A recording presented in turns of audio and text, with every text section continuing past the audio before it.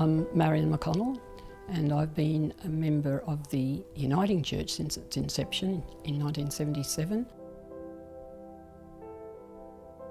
Our son did all the things that most kids do. He did a paper run, he was good at cross-country running, he was school captain, and he liked music and all sorts of things. So he was, quite an active young man.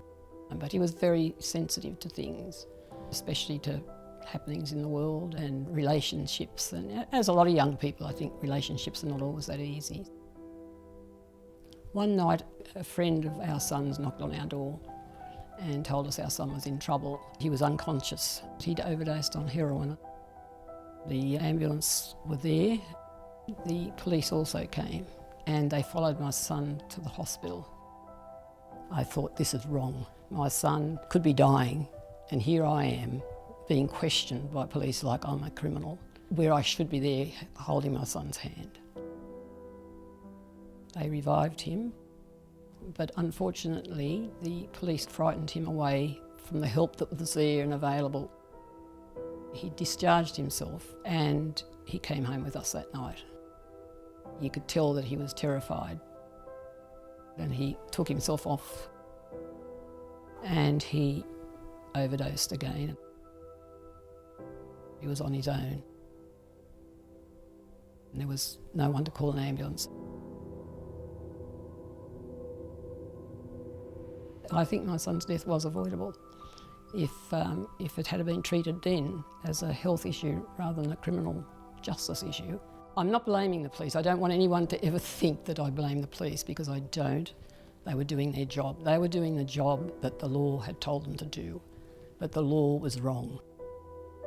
I value the social justice side of the church. Christ was out there to look after the most vulnerable in our society. He healed on the Sabbath, even though that was against the law of the day. And so sometimes our laws are wrong. And I think Christ saw that. And I think we should see that. Our son was 24 when he died. He was working full time and he had just got a degree in computer science. People have the wrong idea about people that use drugs. And I guess, if you haven't experienced it like I have, you can understand, because we've been indoctrinated for so many years. These kids, they're good kids, they've got potential, and we have to do all we can to keep them alive. It's wonderful that the Uniting Church has taken this issue on. There is enough suffering in our world, and when we can see where we can reduce some suffering, that's what we should be doing. The Uniting Fair Treatment campaign is taking drug use out of the criminal area and putting it into the health area. Overseas countries have shown it. They treat people like human beings. They care for them and they have the treatment there available when they need it. I'm not in favour of drug use, but we're not in favour of allowing people to die.